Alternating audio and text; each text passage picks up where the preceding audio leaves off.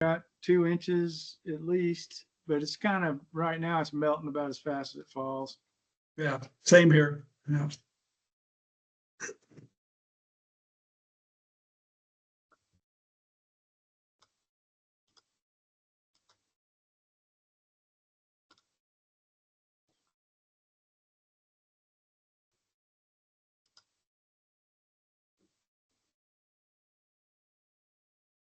Reva, did you send out the agenda? Because I haven't been able to find it. Yeah, I'm happy to bump that out now so it's at the top of everyone's inbox, so I can send it out again. Yeah, that'd be good. All right, well, it's 1:01.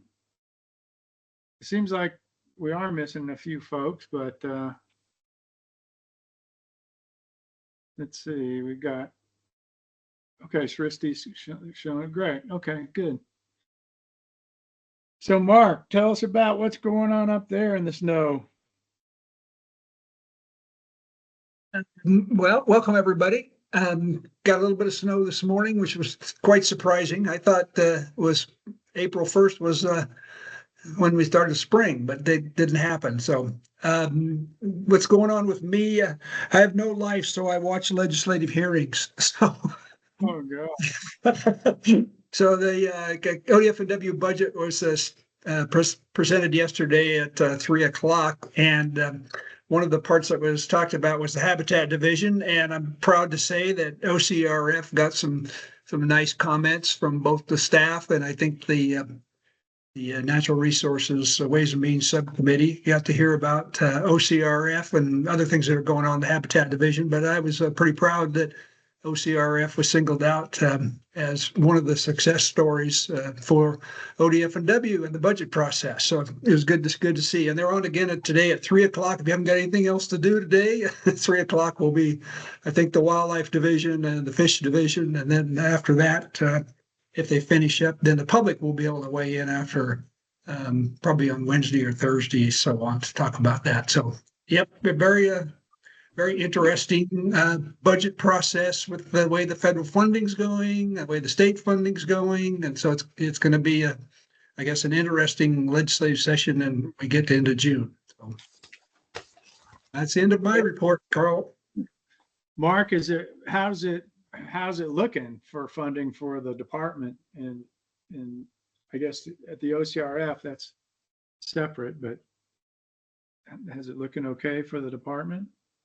No, not really.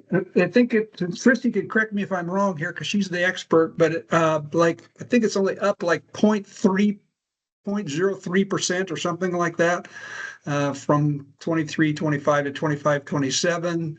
There's lots of issues around funding for fish. One of the positive things was the fee bill, the increase in fees passed unanimously out of the subcommittee, and there was no, as I recall, there was no opposition to the fee bill. So I think the department did a good job of talking to our partners and constituents out there to support the fee increase. So that'll help substantially, at least to get some funding from the fishing license fee increases that are spread out over several years. So I think that's really positive. But I can't tell you exactly, Carl, until the budget, until we find out what kind of federal funding is coming down, and then Ways and Means, the hearing. I plan on going to Madras on Friday. The full Ways and Means Committee is doing a road show, so I plan on being in Madras on Friday to talk to some legislators there, some old friends and stuff. But again, I can't lobby, unless it's the department is supported by the governor's budget. So that's what I will be supporting. So it's going to be interesting seeing some old legislative friends there when I get to the Madras meeting on Friday. Well, Mark, thanks for all that you do for the department, for the OCRF. I mean, you really are in the thick of it and really made a huge impact. So thank you. And speaking of huge impacts, let's hear from Sristi. See what she's been up to. I feel like that's not a good segue, Carl. Not a huge impact, but I'm happy to jump in anyway. Good to see you all. Been busy doing some yard work outside and getting my beds in my yard prepped for me positively and optimistically hoping that I can go into planting mode in a couple of weeks. It was also Holi, which is an Indian festival of colors, a couple of weeks back. So I celebrated that, which was always fun. It's a fun, bright festival. And so that was, kind of been my highlight for the last month. Work-wise, Mark mentioned a lot going on in the legislative session. Right now, this week being ODF&W's budget week, as Mark mentioned, there's been hearings on the budget itself today, as well as yesterday, and then public hearings on Wednesday. So a bunch of us will obviously testify, wearing our various organization hats, advocating for things that we want either added into the budget that's missing or amplify what's in the budget that we would very much like to support and keep. As Mark mentioned, the budget itself started very lean, so there hasn't been any cuts as such, and that is significant in any meaningful way. So it's good, but it was because it started with a very direct direction from the governor's office to not bring in new elements this session into the budget. So that's how the process has been going from the agency recommended budget to the governor's recommended budget to where we are now. OCRF is funding is separate, as you all know. It's in a separate bill that is part of the water package that the legislature is putting together. That package is still very much in the works, not finalized yet. I think they'll have to wait till the May revenue forecast to know how much money they'll have for the water package and how it'll move. And there'll be different bills that will be added, prioritized in that water package and then move along. So the bill that is appropriating funds to OCRF is currently in that particular package. Just a quick reminder for everyone. And then there are other bills that affect OCRF, like the Beaver funding bill that is using OCRF as a vehicle for giving out the grants. And that one, House Bill 3143, is currently sitting at Ways and Means. Again, there is discussion on seeing if the water package can be expanded to be a water and wildlife package, and bills that have unanimous bipartisan support can be packaged into it. If that happens, then the Beaver bill will definitely be something I will advocate being as part of the water package. So that's where those specific bills that have relations to OCRF are. Mark mentioned already that OCRF got a nod during the public hearing yesterday for all the good work we do and all the important relationships this particular group helps build for the agency. So I think that was really important for the legislature to hear. Well, thanks, Risti. I know how much work you're doing. It's really impressive what you're able to achieve, and a lot of this wouldn't happen without you. So thank you so much for what you do. And I know it's a busy, crazy time right now for you. So thanks for everything you've done. Hey, Murat, how are you doing? Hello. Doing fine. Like Mark mentioned, it was kind of a shock. We had several inches of snow this morning after the crocuses had just come up, and daffodils are looking like they are coming on soon. So I took off, just kind of tired of the weather. We went to the Columbia Gorge last week, and that was fun, to those wildflower areas that are so beautiful, Catherine Creek, Tomahawk, Rowena Plateau. And it's early there, but there's lots of things out. It's very wet, lots of things coming on yet, lots of yellow bells and just grass widows and things like that. So it was fun to see a lot of people out looking at wildflowers, huge crowds, really, I guess, spring break. And so that was nice to see that people are appreciating those natural areas and walking around just to see wildflowers. And not much else happening right now, just trying to be supportive to some of my former colleagues around here and continue on. Well, yeah, there's a lot going on that front for sure. Jim Hammett, where are you these days? Are you out in the desert? No, I'm in John Day right now. I got back from the desert last week. I took those 3 wonderful days when it was so sunny and warm, and got on my ATV and did 140 miles through the Oahe and the Sheepheads and the Alvord, and anyway, I had a great time. unlike Marette, I didn't see a soul for 3 days.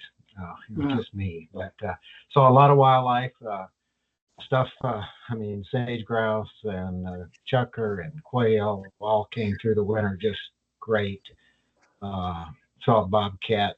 I mean, very close. It was pretty cool. But anyway, that was my experience last week.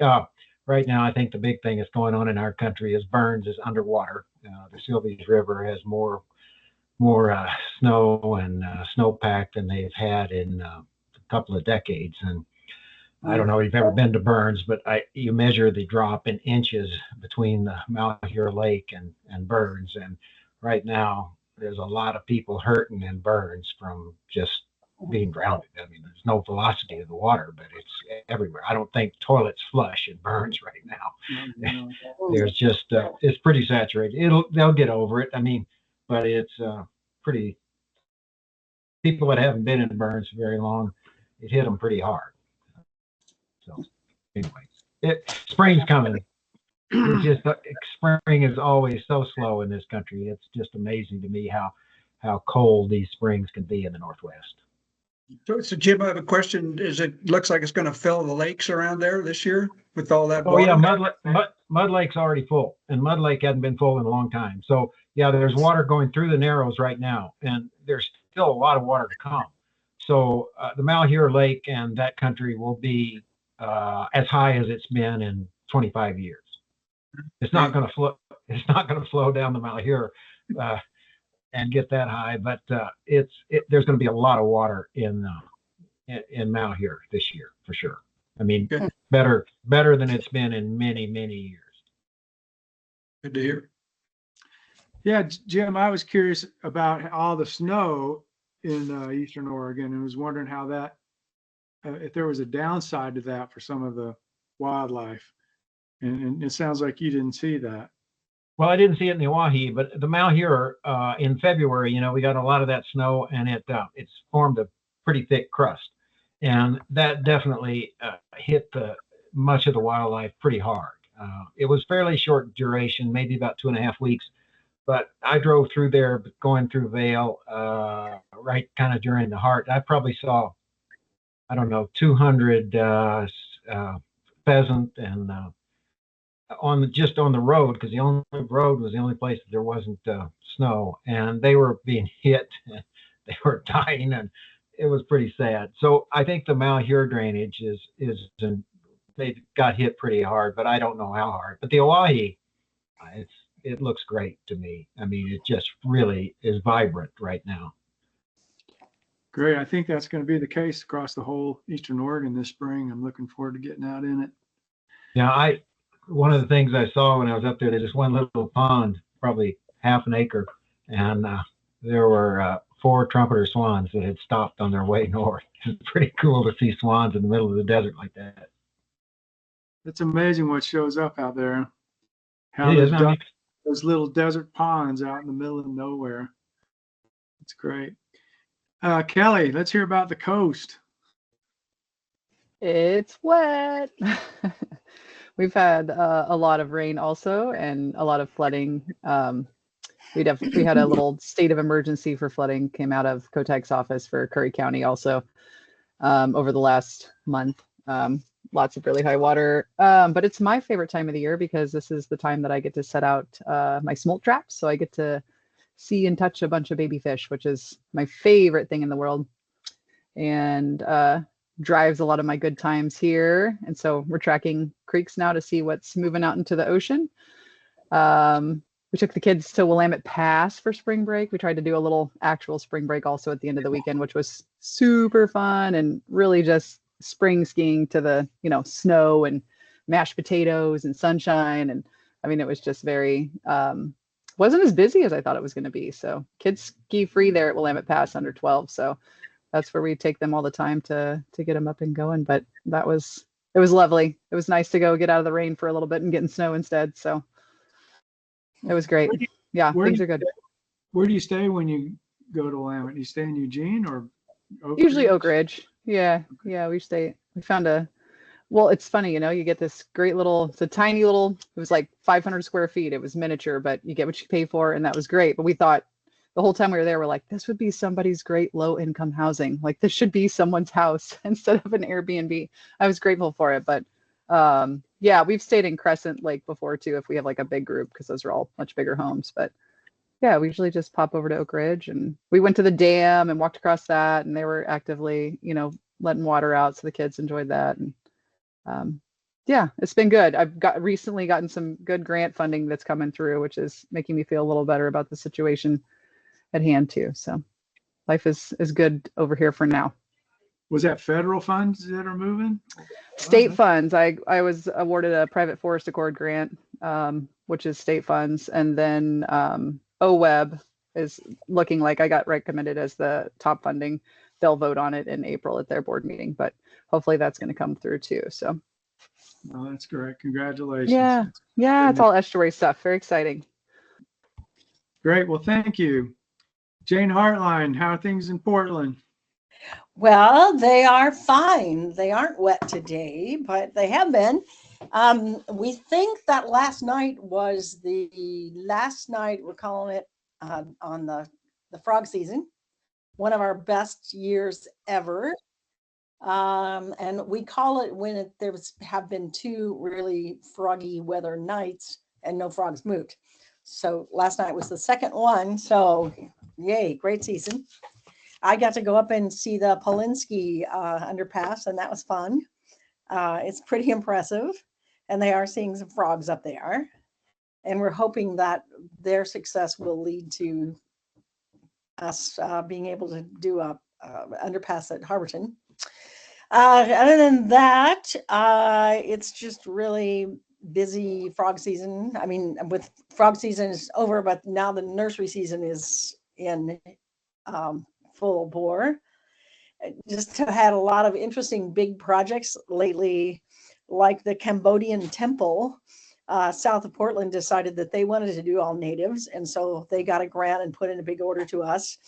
And the same week, the Portland Raceway ordered a big order of plants to do a bioswale. So I love it that everybody's drinking the Kool-Aid on natives, and it's pretty awesome. So that's it. Jane, you're providing a great service there with you at that nursery. It's a really impressive establishment you have. It feels good to be sending all those plants out into the world. So at the frog crossing, are they actually seeing frogs use the underpass? Yeah, they've got wildlife cameras rigged up in there, and they got the whole thing set up a little late in the season, so they missed some of the big nights. But they did see some frogs, and next year they should be getting a better read on what's going on there. So at least one frog made it through the tunnel. It was more than one. Yeah, it was more than one, but they did get several on camera. Well, that's great. That's a great thing to achieve. And right after they opened it up, so that's good. As we'll hear later on in the meeting, the fact that we funded that early on was really a good move on our part, given the significant restrictions we have on the wildlife crossing funding. So it's nice that we were able to do that. It's certainly not going to hurt us by having done that preemptively. Mauricio, where are you? It's always hard to know where you're going to be. I am also in Portland. Hello, everyone. Good to see you all. It's been, well, I think the 2 main highlights is that yesterday I celebrated the 11th birthday of my oldest daughter. So that was lovely. We had a Animal Crossing themed birthday. For those of you, it's a little video game. Yes, we become very acquainted with it, with all the songs that I hear about 20 times a day. So there's that. It's been great. And the second biggest one is that I have the fortune of hosting in my front yard 100-something-year-old magnolia tree that just is absolutely gorgeous. Once a year, it's just like I have my entire house in a white cloud for about a week, and this is that week. you can see my house from a couple of miles away, and it's fabulous. So everybody is taking pictures in front of it, and it's a nice reminder that everything comes in, it's gorgeous, and it goes away, and the cycle repeats, and it's just how life is, and it's built-in resilience that we all have to keep in mind when we are going through times that aren't as ideal as we want them to be. And I think that's about it. Well, thanks for that, Mauricio. I appreciate those thoughts. And you also were a bit of a lumberjack, I heard earlier on in the winter. Oh, that's right. One of my other trees in the backyard just fell on my neighbor's yard, and I had to do some chainsawing that I've never done before. So I had to go and chop a big giant tree, and it was quite an adventure. But hey, all in a spring's adventure thing. So yeah, thanks, Carl. Living in the Pacific Northwest. That's right. That's right. Reva, how about yourself? Hey everyone. Happy April Fool's Day. I'm doing pretty good. Today's actually my grandma's 97th birthday today, so I'm thinking about her. She's in Chicago celebrating her birthday. But yeah, let's see, what have I been up to? Pretty busy with launching the spring grant cycle for OCRF, and also the Wildlife Crossing RFI. So just pretty busy with launching those grant cycles. Yeah, I think that's about it from me. Good to see you all today. Great. Well, thanks, Reva. Reva's been doing a lot of work in the background, a lot of stuff going on with the Wildlife Crossing initiative, as well as the RFP. So appreciate everything Reva does for us. Okay, so that's it. I guess we're ready to approve some minutes.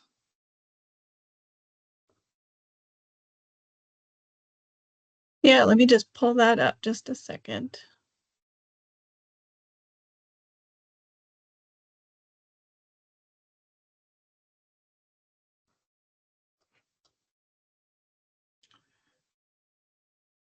Someone willing to make a motion?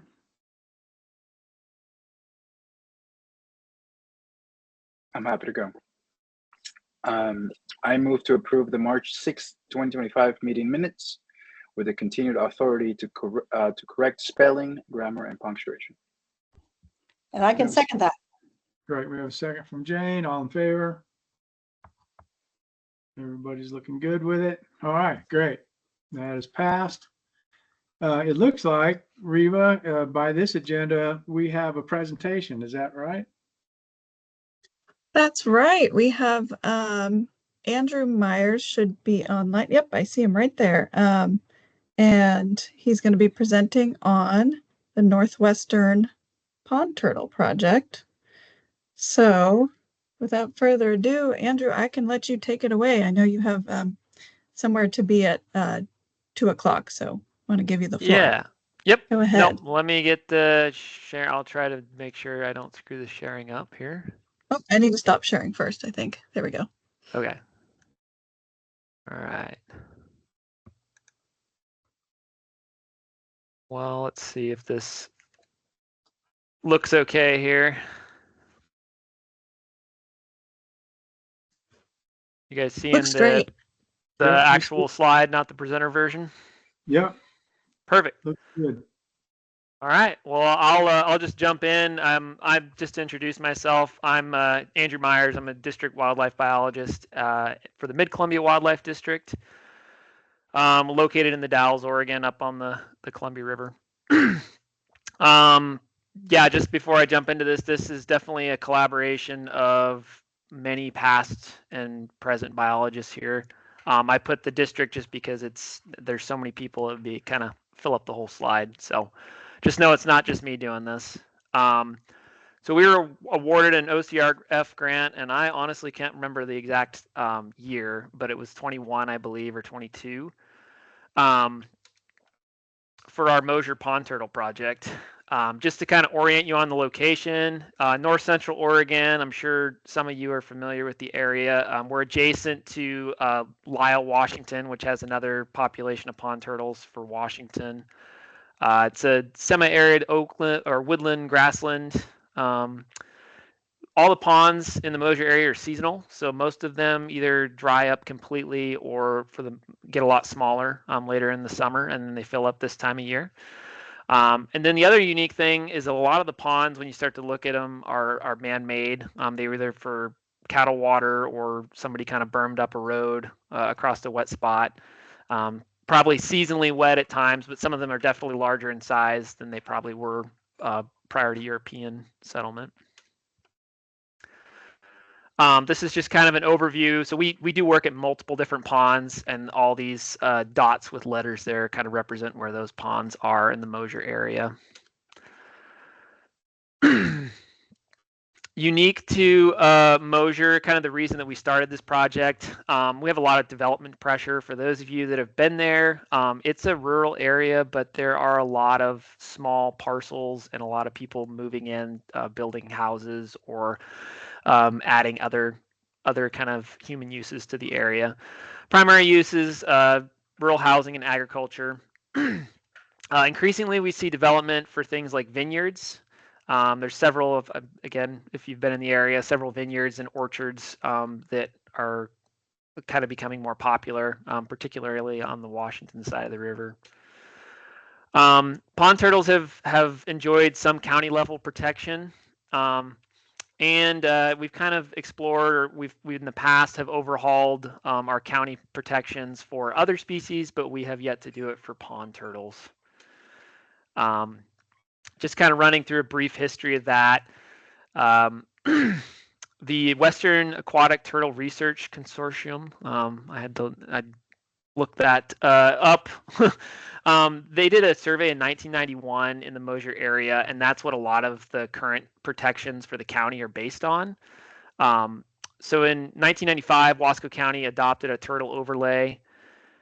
We began our work as a wildlife district in 2009 with kind of infrequent mark recapture efforts. We developed or kind of adopted a newer, little more intensive monitoring methodology in 2018. So objectives of the project that we're on, or that got funded, we want to be able to generate population estimates for each of these ponds that we monitor annually, just to try to detect if there's any changes. We've been estimating survival and detection probabilities, just seeing what sorts of things impact those. And then the biggest thing that we hoped to expand and use, the funding from this grant to expand on, was identifying upland habitat use and selected areas. With the goal that we could help mitigate some of these development pressures, kind of recommend things that folks could do that would reduce those pressures on turtles, and then monitor the impacts of climate change and look at population health and viability going into the future. So currently our methods involve capture of pond turtles in the summer months between May and July. We've kind of focused in on June recently. We do about 5 to 10 capture events at each pond annually, and it's really based on how much time we have available in a given year. And then we started marking turtles using pit tags in 2018. The old way to do it, or kind of the way that had been done previously, was using a file to mark the edge of the turtle's shell on their scutes. So that's kind of what this picture is just depicting. And then if any of you work with fish, you're probably familiar with pit tags. This is a pretty big one, but it's just a small kind of microchip that you put underneath their skin and can be detected passively. So the other thing we did with this grant funding was some radio tracking. So we really didn't have a whole lot of information on upland habitat use locally. So we put VHF transmitters on females that were more than 500 grams. Throughout the summers of 21 and 22, We tried to track them twice weekly until the turtles left the ponds. We did make a little bit of an attempt in 2022 to locate nests. That's particularly hard to do with pond turtles, just because they do leave the pond for such a short period of time, and we just didn't have the personnel available to monitor them as closely as we needed to detect that. We did track them monthly over winter, and that was really helpful in terms of, I guess, illuminating some of their upland habitat use, basically where they hibernate. So I'll kind of breeze through this real quick, but if you're curious at all, we used a couple different R packages to generate population estimates and calculate survival.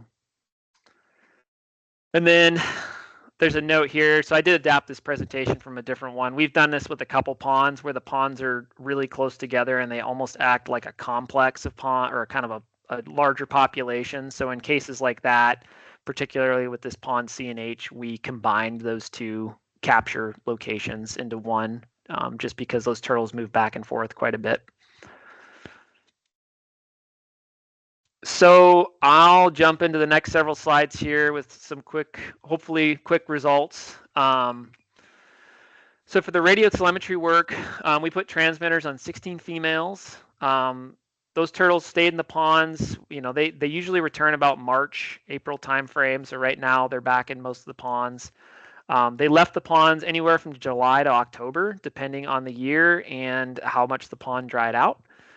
The furthest distance that we detected turtles moving from a pond was 131 meters. We did detect movements between a few ponds we didn't know existed. So, you know, turtle left and we went up the hill and we're like, oh man, we didn't even know that pond was there. So that was kind of cool. These transmitters lasted about 16 months or so, and we only detected one death or mortality event from, not to say that there weren't more, especially if they died in the pond, but we only detected one. So the picture on the right shows one of our ponds, and then most of the points, as you can see, are kind of either directly adjacent or in the pond. We have a few points there on the kind of upper right and to the right and bottom of that photo that show where they spent their overwinter period.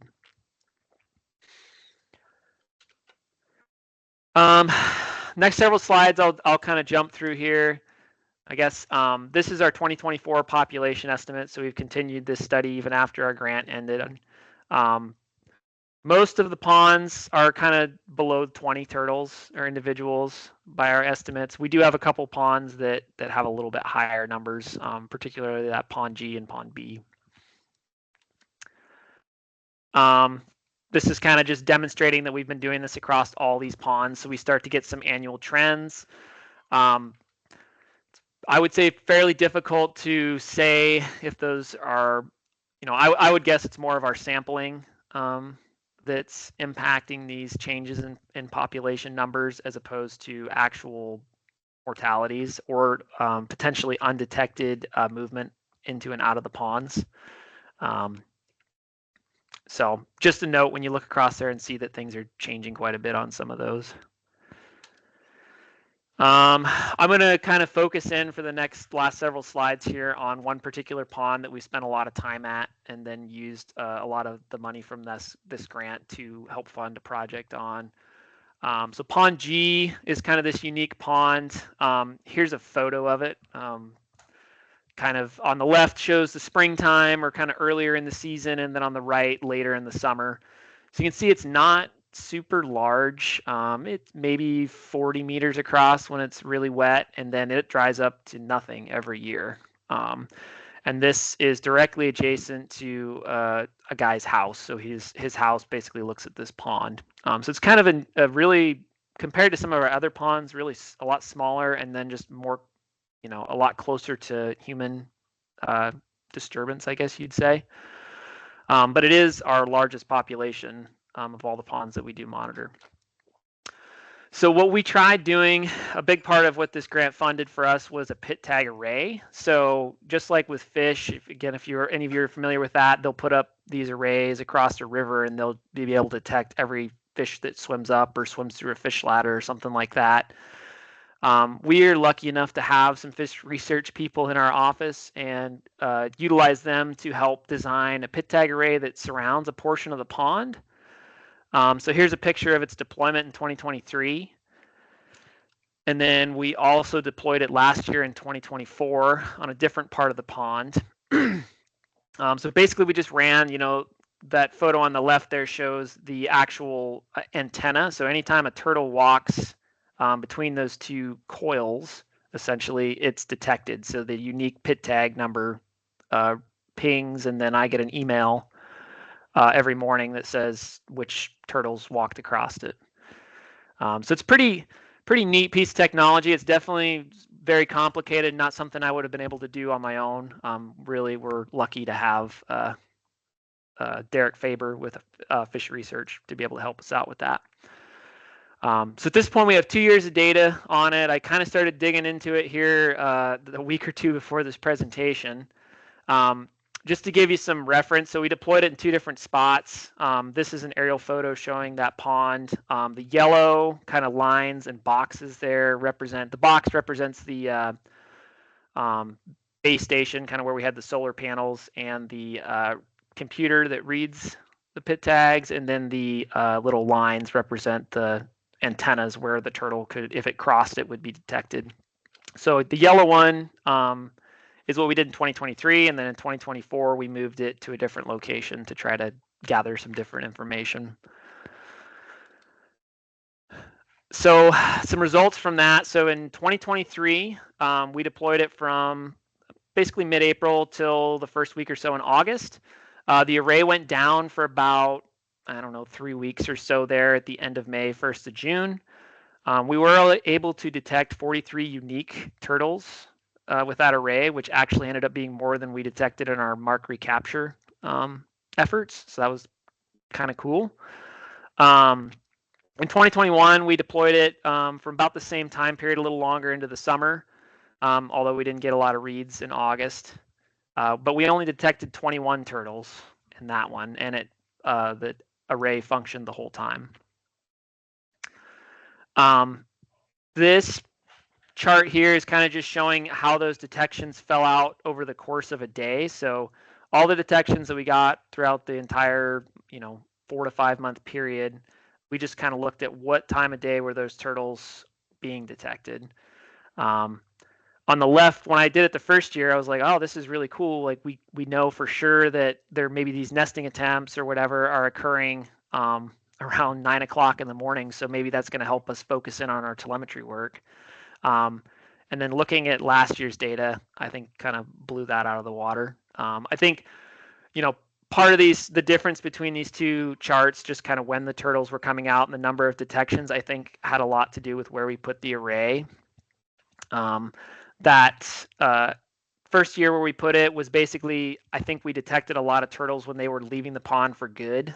Another thing I'm not showing here is just the time, what month these detections came from. Whereas in 2024, I think it was more basking events or turtles actually leaving the pond to go out and nest. So kind of just a difference. We're really just starting to dig into this data. Here's a couple, another thing we can do this is kind of look at, individual turtles when they're leaving the pond, and when they came back. So a lot of times you can look at that, and if they go out for 3 or 4 hours and come back, you can kind of make an assumption it's a nesting event. For other individuals, like sometimes with this one, it was more likely that we were, I think, detecting basking events where they were kind of basking right on top of that pit tag array antenna. So we had multiple reads, but it was just because they were hopping out at a certain time of day to warm up. So yeah, just kind of basically showing a very brief overview of all that data. It's there's a lot to look at there, and I have just kind of started doing that. Future directions for this work. So as I kind of hinted, we want to dig further down into that pit tag array data and just see what we can glean from it. We do have the equipment to potentially build 2 more antennas and hopefully surround the pond. So that's one thing I would love to be able to do, is then we would have a complete picture of, you know, basically almost any turtle that goes into or out of that pond. We'd be able to know when they did that, which would be super awesome. So that's one direction work there. We're also working on some different models to try to do better population survival estimates. Basically that thing I mentioned where I think some of those differences between years are driven more by our sampling or turtles leaving the pond and coming back. There's some models that will help us kind of address that. And then the other direction we want to start heading is doing nest searching surveys. I think that's a key component of our population growth that we want to try to tackle here in the next year. So probably went a little bit over time, but I am here and happy to answer any questions folks have on this project. Andrew, thank you very much. So I guess I don't know this is my own lack of knowledge. I just sort of assumed that turtles spent the winter in the pond, but Yeah. you're saying they don't. They don't.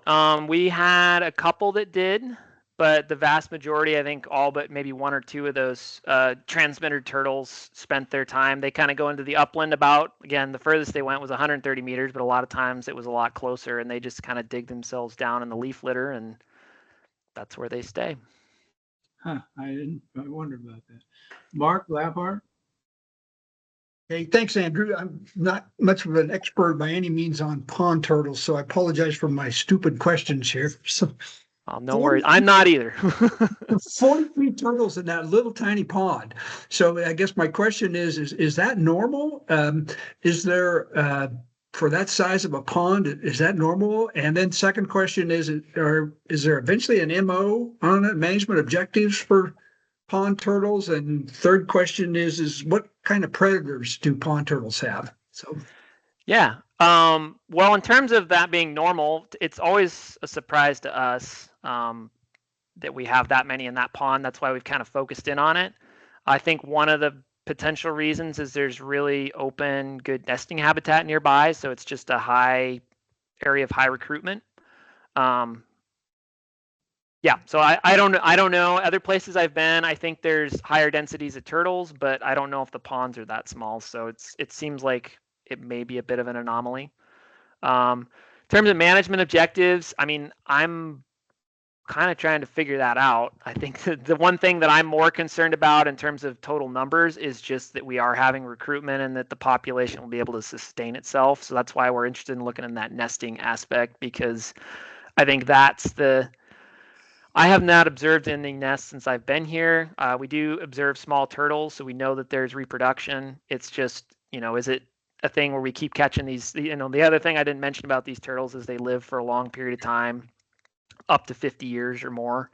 So are we just detecting these old turtles over and over again that don't die, or are we actually getting good recruitment? So that's kind of more where my head's thinking than in terms of a population objective. Just do we have a sustainable population? And then I can't remember your third question. what predator on turtles? Predators. Yeah. So I think that part depends on how old they are. When they're really young, bullfrogs are a big predator. Luckily, we don't have bullfrogs in any of these ponds. I was knock on wood, because other places really struggle with that. We do see like great blue herons quite a bit eating on the little ones. Once they get bigger, honestly, I think dogs, especially this pond, the landowners have a couple dogs, and we've seen them chewed up by people's dogs. I'm sure that a coyote or other types of natural predators too would get after them if they found them on land. Hey, thank you. Mm-hmm. Jane? So are these ponds on public land or private land? They're primarily on private land. We've got 2 of them that are on National Scenic Area property, but the majority of them are private landowners that we've built relationships with over the past decade or so. We can talk about this later, but one of the projects I've been working with Oregon Wildlife is looking at whether it's possible to put easements on turtle ponds where turtles are breeding. And some of these might be a good candidate for that. In the next 6 months or so, we're going to be looking for one pond to do as a pilot project. Sure.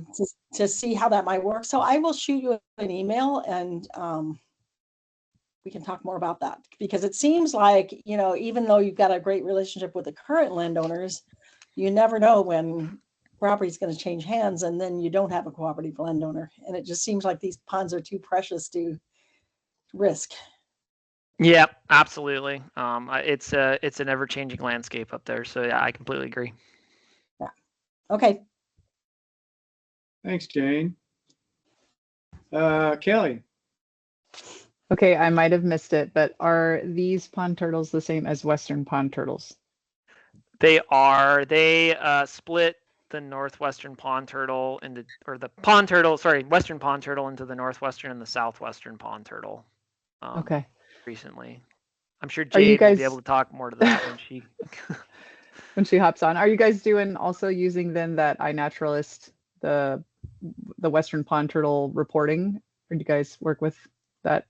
You know, I haven't used that data, but I know it exists.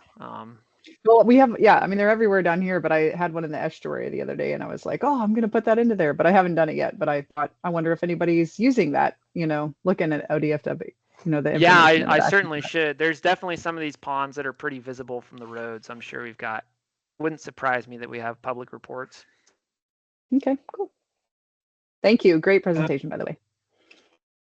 You know, that are you talking about, there's another reporting mechanism that we help fund. We got a presentation from them. Is that the one you're talking about, Kelly? Well, I was just trying to find it, Carl, because I was trying to remember too. I'm like, somebody presented on that, and then the only thing I could find was the iNaturalist one, but I can't remember what the other one. Oh, it's the Oregon Turtles, Oregon, yeah, Oregon Native Turtle Working Group website. It's that one. And you can put a you can app. It's too bad if they're. It's really easy to do. I've done it a few times, and they need to popularize it, get it out there. But it's a pretty cool tool to do reporting on. Nice. So another one would be if they knew that group too, to connect up those points. Yeah, I'll have to. I've heard of both of those, but I'll definitely have to check them out because I have not looked locally. Well, great. Well, thank you very much, Andrew. Appreciate you reporting on that. I think that little pond with 40 turtles seems to me to be a pretty worthwhile thing to figure out why. That seems like a dense population for that little pond. Yeah, no, appreciate the funding. It definitely helped out make a lot of the kind of beyond what we normally do possible. So great. Glad that worked out. Okay, well, appreciate the presentation. Nicely done. I guess our next presentation is another turtle study. We had a big flurry of turtle studies early on. And so this one is Jade Keene. Did I say that right? Is Jade with us? I'm here. Hi, everyone. Hi, Jane. And let's see if I can get my screen share for you.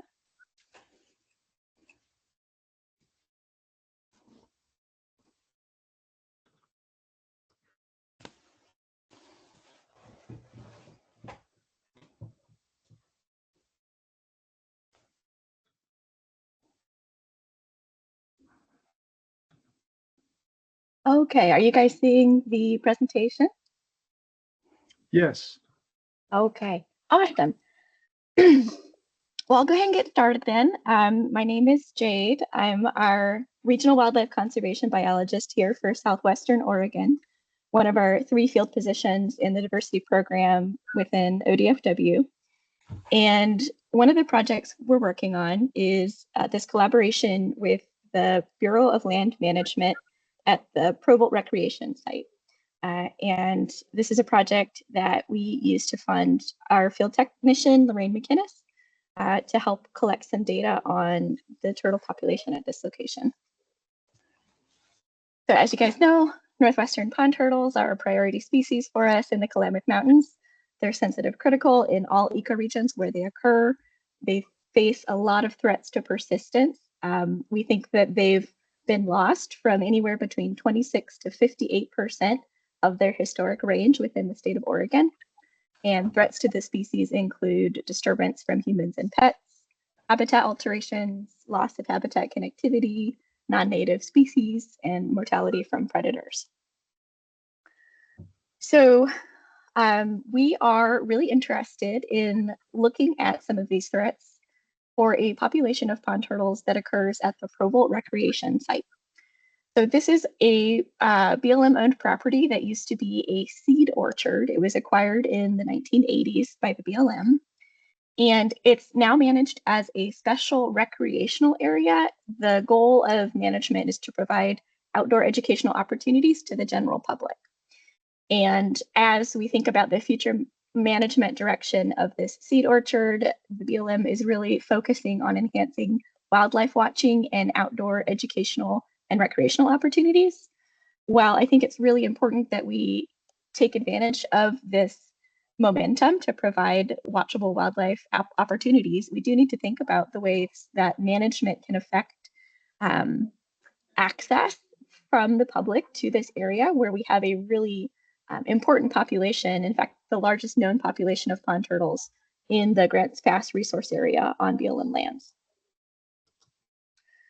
So again, in response to some of these management challenges, we decided to work with the BLM to try and figure out some of the ways that pond turtles are using this facility.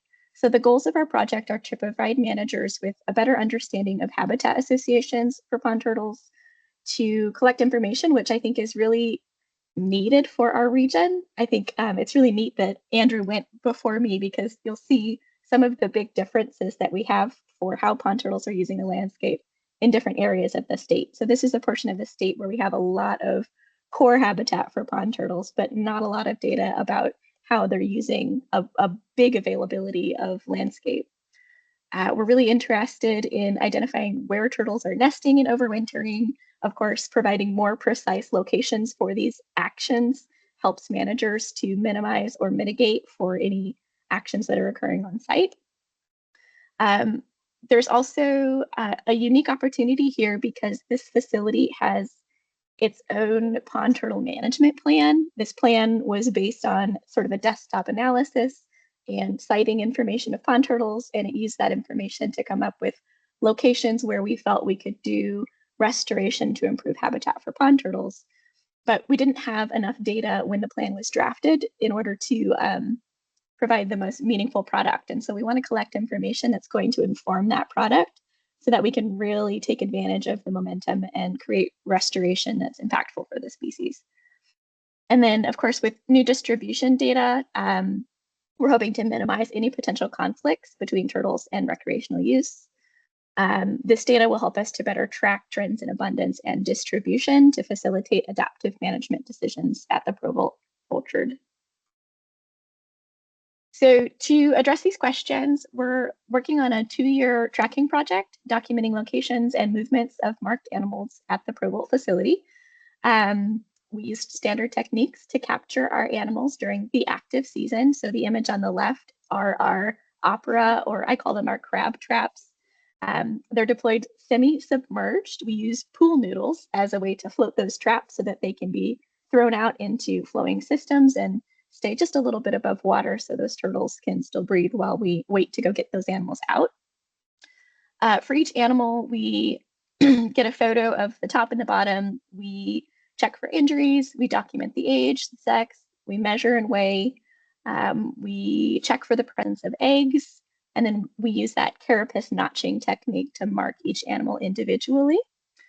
And then for the animals that meet thresholds of weight and health, we apply radio transmitters. We use a surfboard repair epoxy that went out of business during the pandemic. It's a hot item among turtle biologists. Seems to be the only thing that really works for this kind of application. So once we have our sample of pond turtles, our goal is to document them as often as possible during their active season. trying to get out there at least once or twice per week, but more often during those key periods where we want to learn about their behaviors. Less often during the inactive season, so that's down to once or twice a month during the winter time when they're not moving. We try to visually locate those animals so we can get a precise location, but due to access issues and water, we can't always get that precise location, so we do rely on biangulations and triangulations if that's necessary. In addition to the location, we collect any behavioral observations for that animal. We're also getting canopy cover, overstory species, habitat types, and then for terrestrial observations, information about the locations where they are, including substrate temperature and ground cover, and even soil compaction to collect as much information as we can about habitat selection. We are mid-project, so we have finished 1 year of data collection. The image in the center, you can see shaded in gray, the Provolt Recreation Area. Everything that is not shaded is private lands. So one of the first challenges we ran into is that our turtles pretty much immediately booked it off of the public land and onto private ownerships. We are, of course, in the state of Jefferson down here, so it can be a little bit challenging for us to develop relationships with some of our private landowners, but we've been lucky enough to continue to have access to some of these turtle sites. So far, we've collected 175 locations. That's anywhere from 13 to 38 observations per animal. And we collected, I think we did 12 trapping sessions, over 150 trap nights. And we really didn't have very good capture success for these animals. So right now we have 5 transmitters that are still active. And that includes 2 males, which are the bottom right, blue and green, and 3 females, pink, yellow, and orange. If we look at those animals' home ranges, it's on average 0.067 square kilometers per animal, with females having a slightly smaller minimum and larger maximum home range over the course of the season. We've been able to break that down into the overwintering season, and that gives us a much smaller area used. So if we look at our female pink on the top right, you can tell she's mostly hanging out in that private pond. She was captured in a flowing water system, and so she moved all the way down the Applegate River over 2 kilometers to that pond site for her overwintering location. Similar big movement from our green male. He was seen midwinter on that far right-hand corner, and then went another kilometer downstream back to his overwintering location, also on private. Blue, you can hardly see, but he's overwintering on a private pond.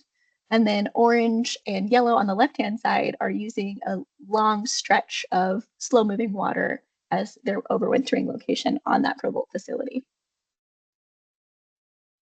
So we can look at this another way.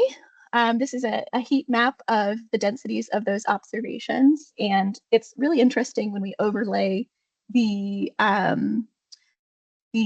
planning areas for Western pond turtle. So these were the areas I mentioned previously where we thought we would be really focusing in on restoration actions to benefit pond turtle. For some of those sites, we can see pretty good overlap. It looks like we got it right, and we have a lot of pond turtle activity in those areas.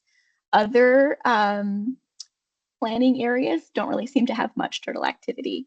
So we're hoping that by capturing more animals this coming year, we'll be able to sort of fill in some of those gaps in our distribution and get some more information about how animals are using the landscape, and ultimately feed those outcomes into a revised planning document for this facility. This is also, a really great opportunity to collaborate, and our interns have a really great time out there. On the left side, there is our ODFW intern, Chase, who really had a great time.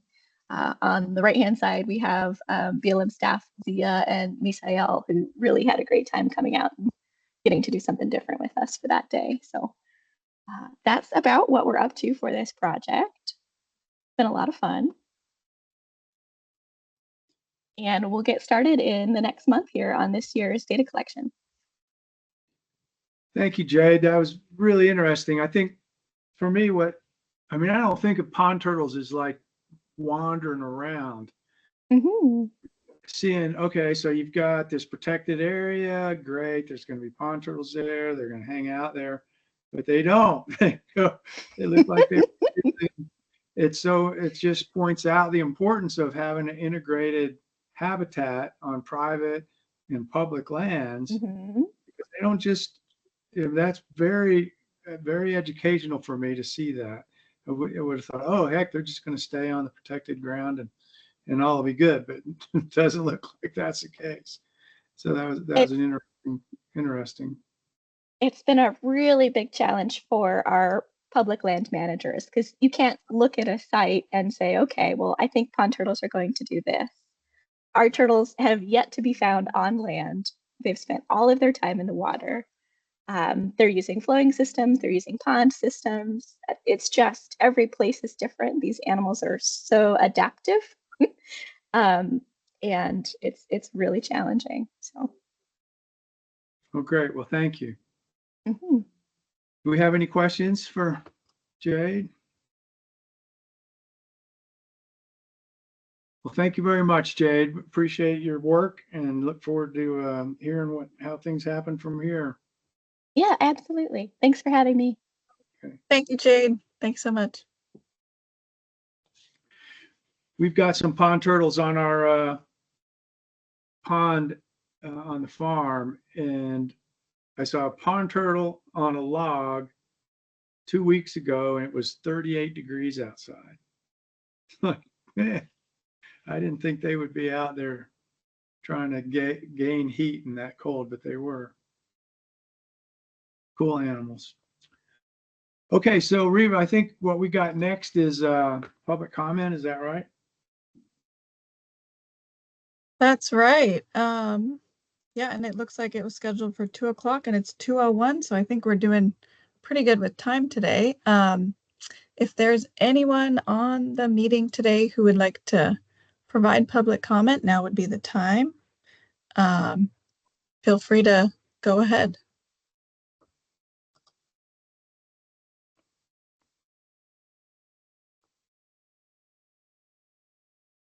All right, not hearing anything, so I think we can close public comment for today's meeting. Great. Well, we appreciate those of you in the audience that are here and always show up, and really appreciate you being here to hear what we're up to. Okay, well, with that, I think we can take a break. We're pretty much right on time, so why don't we go ahead and we do have some important things to cover here this afternoon. So let's just meet back here at 2:15. We'll see you then.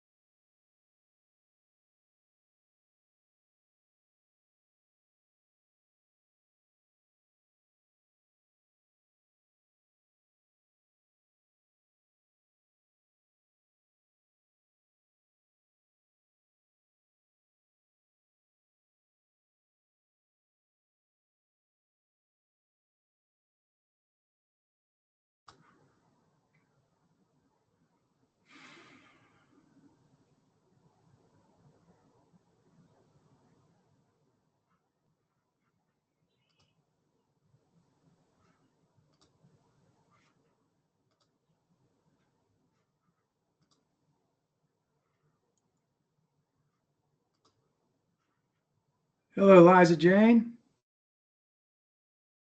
Hello, Dr. Carl. How are you? I'm great. Hey, did you come in a little late or did I miss you this morning? No, I have a meeting right before this one, and I got stuck for a minute. Okay. So I was great. late. I was late. Sorry. Well, glad you're here. I am too. Thank you. How are You you got doing down there in Klamath?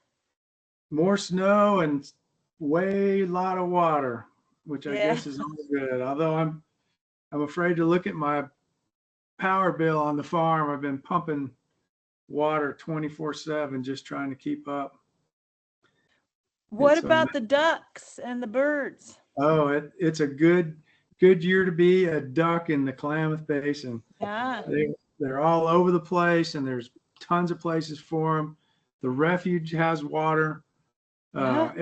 Every little field is flooded and there's ducks in them. It shows what's possible. And you know, they just found this place again. There wasn't water here for 5 years, and the refuge has something like 600,000 birds on it. And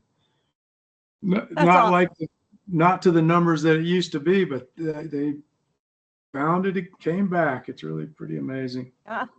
I met with ODF&W fish guys this morning to put a pit tag reader here. And they said the steelhead run is like back to 2016 or something this year. It's really good. And they're expecting Chinook maybe to be as good. So Oh, great. that's exciting. So you'll know if a fish shows up. Yeah, I'll be watching. Yeah. Well, Kelly says the run's good on the Rogue, and so I wonder what's going to happen on the Klamath. I mean, we should be getting steelhead up here. Yeah. And our spring run is almost extinct, but that used to be the main run on the Klamath. And maybe now with the dams out, that'll come back. So I bet it will. I bet on it. exciting times. Yeah. All right. Well, great. Thanks everybody for coming back. We've got some important stuff to go over. We got some real nice presentations here for us to think about. But the afternoon, we got some work to do. And I think the first topic was going to be an update on the outreach proposals that we're working on with public relations firm and Davia. I can't believe I called you Davia. You got anything to report on that? I do, yeah. Thanks, Carl. I do have just a couple slides for this. I am still sharing my slides, right? Everyone can see the presentation. Okay, great. Just a few slides on the communications planning update with Quinn Thomas. And I'm really happy to see Jessica Watson here as well. And thank you so much for taking the time, because she's been really putting a lot of work into making this all move smoothly. So I would love to just kind of give my little update, and then Jessica, whatever you have to add as well, please feel free. I'd like to invite you to do that.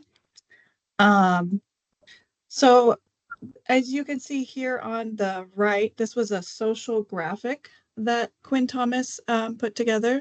So we were able to use this for launching our spring grant cycle. So I think it looks really nice, and I'm glad that they were able to get us that.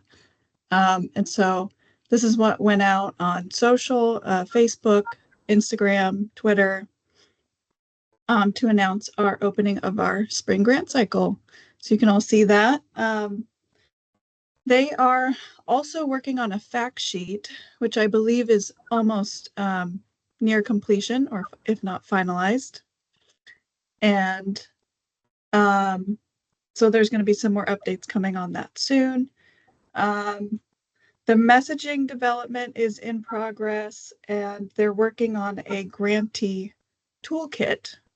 And also the legislator letter that we're all very anxious for them to have, so that we can use that for legislative session. They're working on that. And then kind of the big news is that we'd like to have Quinn Thomas at our next meeting on May 4th. And so they would like to come to speak with the advisory committee, with you all, get some face time, present on their communications plan and those target audiences that they're developing content for, and just have a discussion with you all. So that's kind of going to be our first opportunity for the advisory committee to really interact with the group that's working on this communications planning for the OCRF.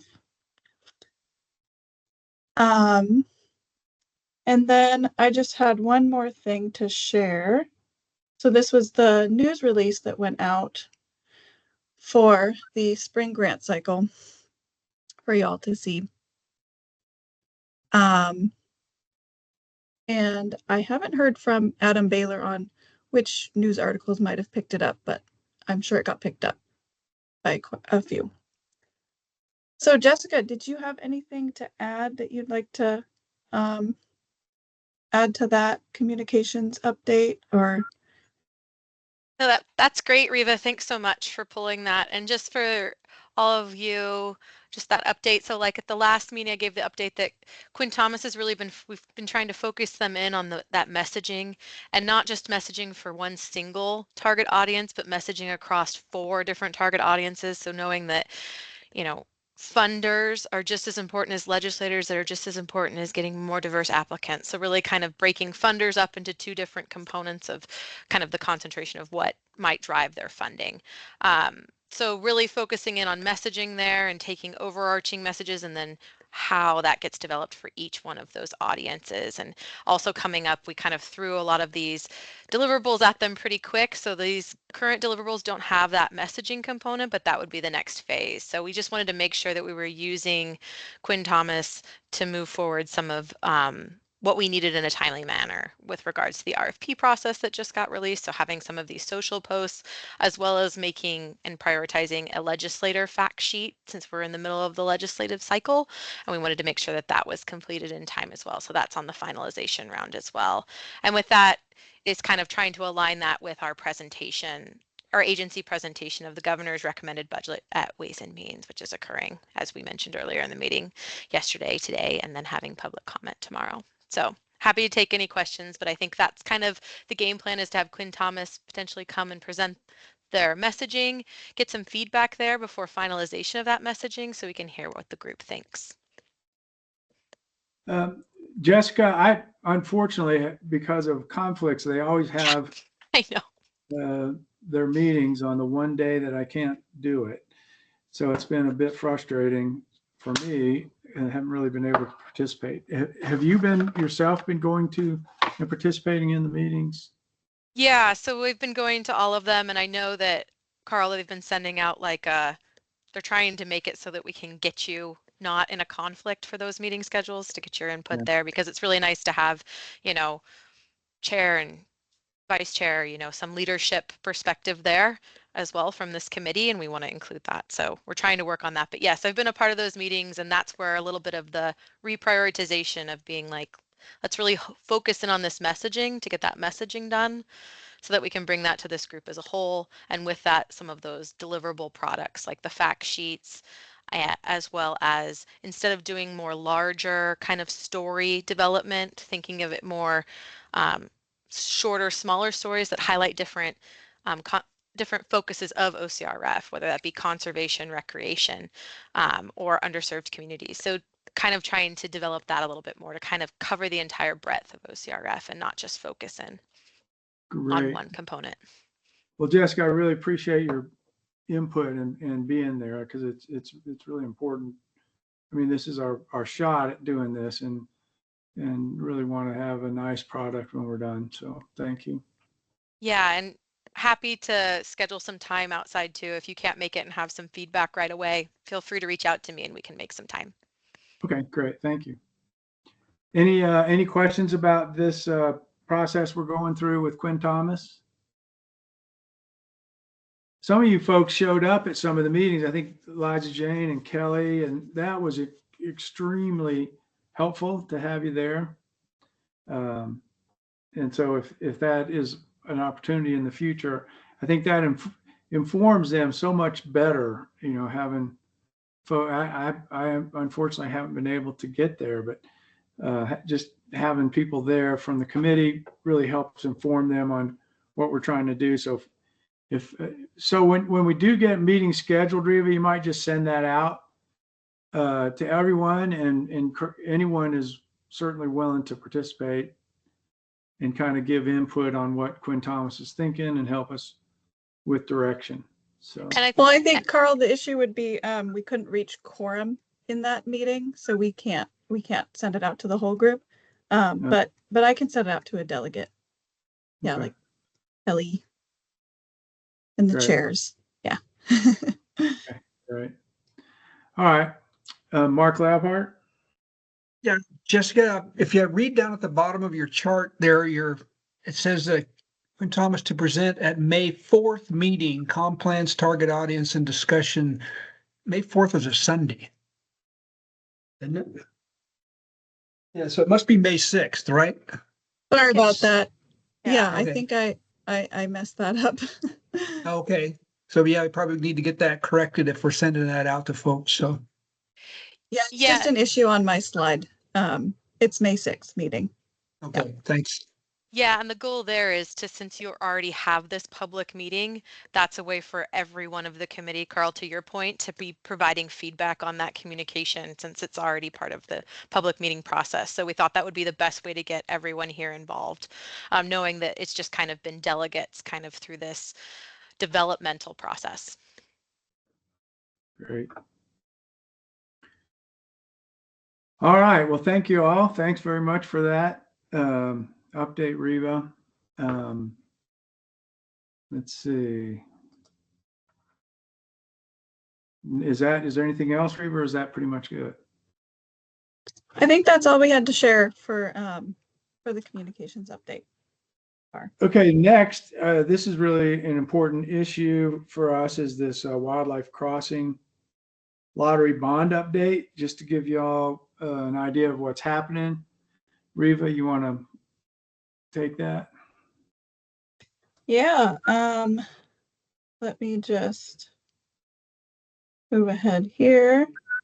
Okay, yeah, so we wanted to go over this lottery bond Wildlife Crossing situation, provide update to the committee on how that's going. So we had received 8 letters of interest from our first phase of reaching out, looking for projects that would be eligible for this Wildlife Crossing lottery bond funding. And there were only 2 that met that those restrictions within that group of 8 projects. And as you can see on the right side of the slide, that the projects need to have they have to be ready to go, ready to implement construction or significant improvement of wildlife crossing infrastructure, feasibility and design only projects are not allowed. And so all of these things kind of it's making it a little bit difficult to find projects that are eligible. But we did find 2 out of this first phase of our RFI, request for information.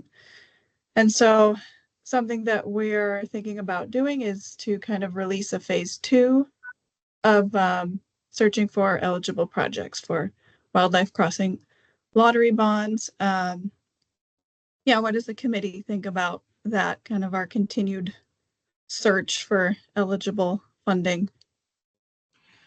Yeah, just to refresh everyone's memory, so we got this $5 million in lottery bonds, and it was earmarked for wildlife crossings. And we all thought, oh, that's great. There's tons of that stuff we'll be able to do. And we waited, and it was going to be a while before they sold the bonds, and we didn't really get the specifics about how it was written up until not long ago. Like when we finally got the final say that, okay, the bond's available, we got this information about what was actually eligible. And it really put a crimp on projects, because again, for the criteria that she listed are pretty specific. And one of the nice outcomes is, if you all recall, we funded that frog crossing, and that one fits. That one fortunately fits these criteria. We've already spent that $500,000 of the $5 million. So that was a great thing. But then we had this letter of interest. We sent out a request for letters of interest, and while we got response from 8, only 2 met the restrictions. And their total ask, I think, is like 1.3 million, or maybe only 800. The upshot is, with the frog crossing and these, we're only going to be able to deploy about 1.5 million or so of those lottery bond funds. There's another creative idea that is out there that I think is being held up because of the question of federal funding, and that is to swap out some of the wildlife crossing funding to the Department of Transportation, which would then provide us with an equal amount of funding that's more flexible. And Reva, do you want to expand on that a little bit? Make sure I got that story straight. Yeah, that's correct. And some of that is still a little bit up in the air, but it would, if the funding swap does move forward, it would relieve some of those restrictions that we currently have on this source of funding. So we'll just gonna have to play it by ear with the funding swap. So we're still hopeful that that could happen and that we could then deploy that. And then that gives us an ability to fund many of the projects that we're already familiar with. For instance, we've already helped with the, is it Suddy Lake, or somewhere up there near Bend. We've done a nice, some funding. What's a really nice project there. Maybe we'd be able to cover projects like that, but those unfortunately at this point don't qualify. So we're still working on that. So in the meantime, we have these, what's before us is we got 2 potential candidates that we need to vet. And I think Reva will go over what we've come up with to do that. And then the question is, do we just go out and look for some more and try to find other ones that would potentially be fundable through this restricted money? Murat? I was just going to point out that you mentioned Suddy Lake, and since we are going to be gathering in Central Oregon in Sisters, you'll be driving right by it. It's just, I don't know, 5, 6, 10 miles to the west of Sisters. And if I didn't realize that we had funded something there, maybe that would be something that people would be interested in seeing the site, or getting the people that we funded to come out and meet with the group. So we've been kind of scouting around for some projects that are local, and that's Suddy Lake is right on the way to Sisters. That's just, yeah, that's the kind of project we were hoping, we were kind of assuming we would be able to entertain, and they're not far enough along to quite hit those numbers. Mark Labhart, did you have your hand up? Yeah. When will we know, Reva, on the swap out with ODOT? Unfortunately, I don't know. And I don't really want to reach and kind of speculate, but new information could be coming out at any time, but I'm not certain when we would Jessica, know. do you know? I think we're still exploring what that would look like and any restrictions on it. So we don't have a timeline right now. Okay. And then the next question I have, do we have to spend this money during a certain period of time, the $5 million, once it's released? Are we going to get stuck here with potentially leaving money on the table? My understanding, yes, we have, the money has to be spent within 3 years. That's why you need these it's not like you can give somebody money who's going to be building, say, 3 years from now, because they have to spend the money by that point. So there is a time crunch. Okay. And that thanks. is why we want to facilitate what projects we do find. We want to vet them quickly and get them going. And if we feel appropriate, that they're appropriate to fund, that way we can deploy that money as quickly as possible and get it on the ground so they don't get hung up because they didn't get the money spent. Again, that was the beauty and fortuitousness of having funded the frog crossing. Kelly? Yeah, I was wondering, Riva, if you had a sense of any of the other 8 projects that didn't qualify right now, that if some of those are close, like maybe not, their permitting wasn't in, or it wasn't quite like, or if they get a little bit more design. I'm just thinking if they've gone through the process already of, applying to the RFI, if we see any of those coming forward and being ready to put on the ground within the 3 years as well.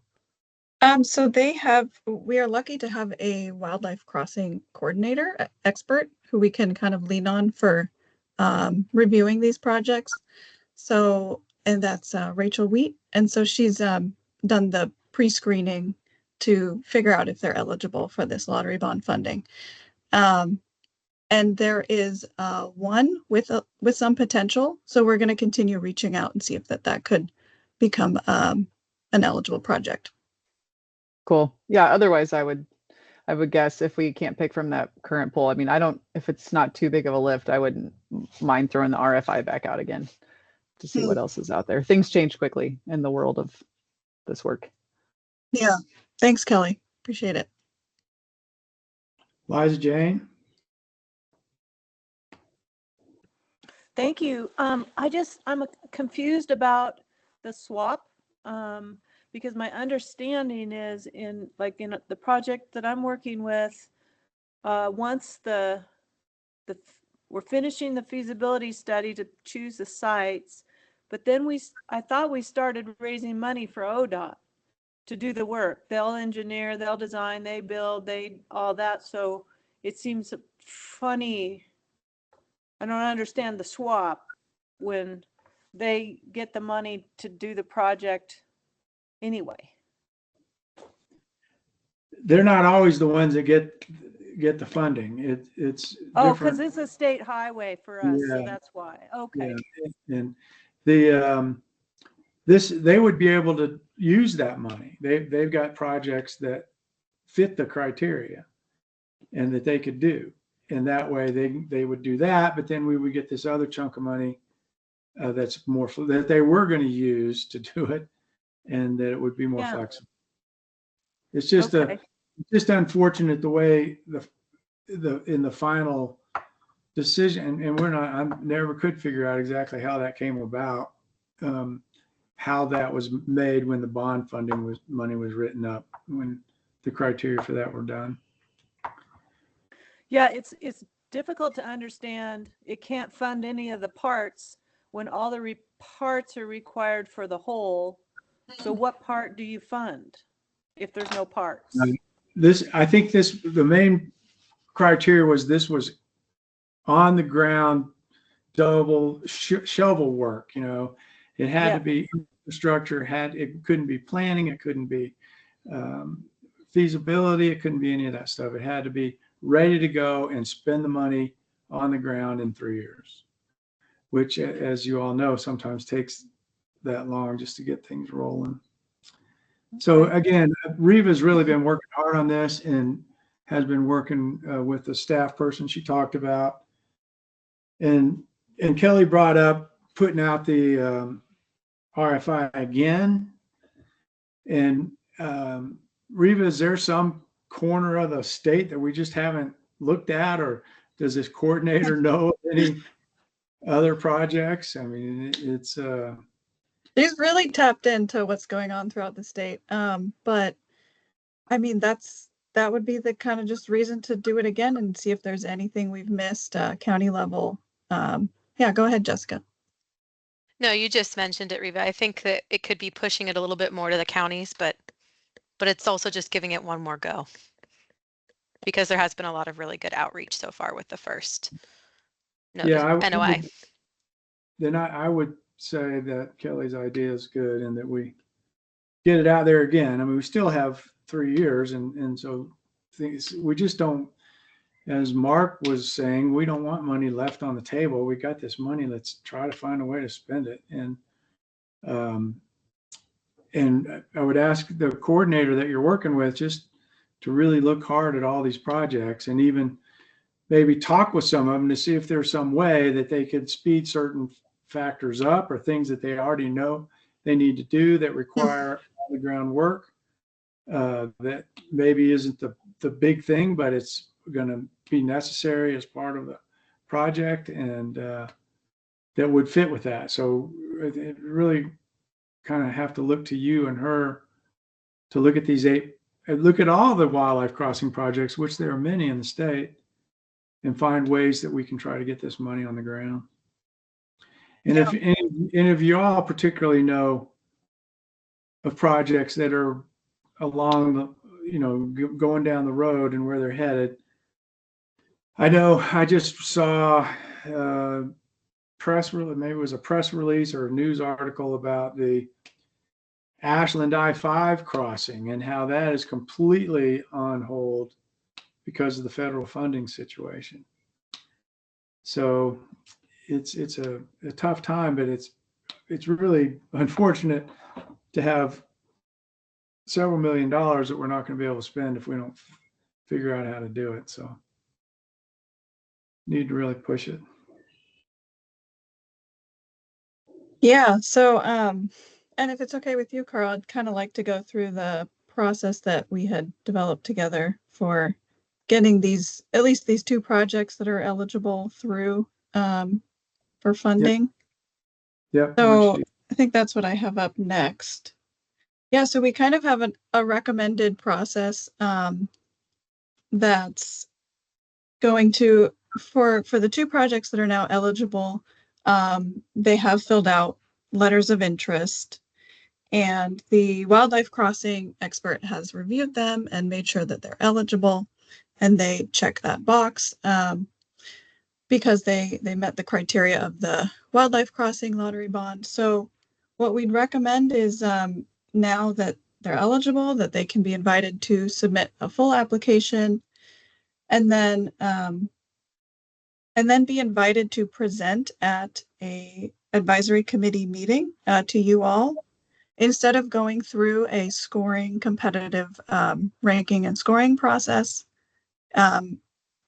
we thought having them present to a meeting for the committee to kind of consider and then recommend projects would be something that might be suitable and a little bit more efficient for this specific funding situation. And then I would then take those recommended wildlife crossing projects to the commission for final approval. And so I have in here potentially for the May 6th meeting, apologies for that. It says May 4th there, ignore that, to try to get it moving quickly. And the applicants should be ready to present at next month's meeting if the committee is all right with that. Yeah, what does everyone think of this process? Go ahead, Liza Jane. Thank you, Riva. Can we get some form of a outline or synopsis, whatever, of the hard and highs before we get the presentation?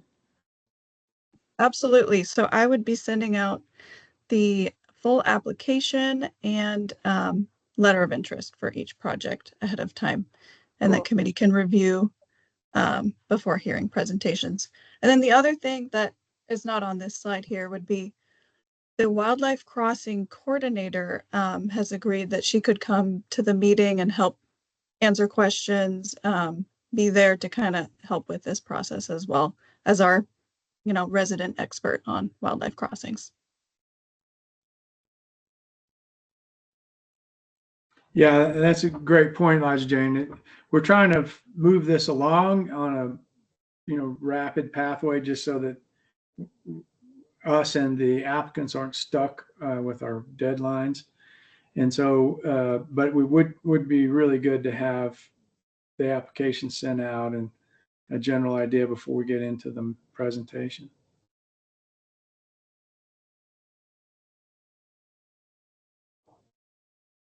Does that all sound good to everybody? People are happy with that approach to try to deploy some of this money, give us a chance to review these projects, make sure it's appropriate, and that we're comfortable with it, and then submit it to the commission. Mark Labhart? I think you're on mute, Commissioner Labhart. Sorry, I know I don't vote, but it sounds great to me, and I appreciate the speeding it up and you guys coming to a conclusion. That'll get these two projects moving for sure. So still got a lot of other questions answered about the remaining funding though. Thanks. Yeah.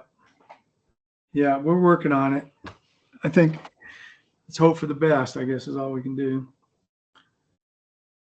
Okay, well, those are important things to address. So Riva, it sounds like we've got a way forward on this, and this will be part of our May 4th agenda. Yep. Okay, great. Well, thanks for putting that together.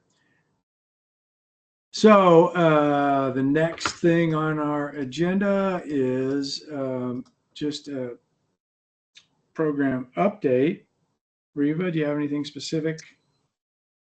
I believe that's me again. Yeah. So I just wanted to kind of celebrate the March 14th commission approval of the fall cycle projects with you all. So congrats on getting 17 projects funded and approved for expenditure of $1.027 million. So congrats everyone on the hard work and getting that getting those projects off the ground. So we're currently going through the contracting process for those projects. And there will be a contracting webinar next week with the grantees. And then also just wanted to celebrate launching the spring cycle. So round 9, you guys have been doing this for a while. Round 9 is pretty, I mean, one more round and you're at round 10. So kind of celebrate that as well. So that's a lot of funding that you guys have been working to provide to the state. And then that grant cycle, the spring 2025 will be open and accepting applications until May 9th.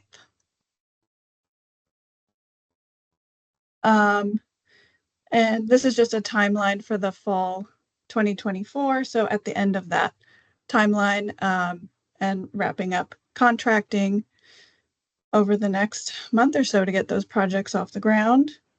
And so for our spring grant cycle, we're right at the beginning of that cycle. So folks will be working on their applications and applying during this time. And then just to highlight that the advisory committee, your review period is scheduled for middle of June through the middle of July to review those projects. Okay. And also a reminder that we're going to have a opportunity to kind of follow up with technical reviewers during this grant cycle. So July 9th through 11th, you'll be able to reach out for, as you're kind of wrapping up your review, if you have any questions from the ODFW technical reviewers for projects that you're reviewing, you'll have the opportunity to do so. And then, so something a little bit different. So we're planning an in-person meeting for this grant cycle for the advisory committee recommendations meeting on July 29th. And that'll be taking place in Sisters at near Moret and Mark Labhart, where you guys are based. And so that means that we won't be having the beginning of July meeting. That will not be being held. We'll be having our July 29th meeting, and then we won't have a August. I believe it was going to be August 2nd, because we're kind of hijacking that for our in-person meeting. Yeah, y'all, please put that on your calendars and really make an effort to make that. And it's really been helpful and way fun too, for everyone to get together. So try to make it. Yeah, and we're also planning for that in-person meeting on July 28th, the day before, a field site visit, potentially with Trout Unlimited in that same area. So if you could make it the day before, that'd be great to do that. And then we plan to have a committee dinner after the site visit. So yeah, that should be, there'll be more information, and Tiffany will be sending out some RSVPs for specific aspects of that in-person meeting. Go ahead, Liza Jane. Thank you. Back to our reviewing of the grants. Is there a reason we don't get those when the technical review committee gets them? Let me see. I have a note here. It does say release early, so I will do my best to release those earlier to the advisory committee, because I believe you have requested that in the past. So yeah, I can release those early to the committee. Yeah, probably right around when the technical review team will get them. Okay, I know a month should be enough, but in the summer, that would be great to have more time if possible. Absolutely, yes. Thank you. Can work that in. Any other questions on this spring RFP timeline or in-person meeting? Okay, and then I just have for our next meeting, you can expect to have a presentation from Quinn Thomas, as we mentioned earlier in the meeting, and then Wildlife Crossing project presentations. And then also I will have an update on the new Office of Outdoor Recreation Representative that, so Jenna Marmon has retired, and Matt Rippey from the Oregon Parks and Rec Department have worked to find us a replacement. So you might have a new committee member at your next meeting to look forward to. Great. So just to clarify for myself, Reva, so you're planning on the May 4th meeting. We would then meet in June, but there would not be an early July meeting, right? Correct. Yes. Yeah. Okay, great.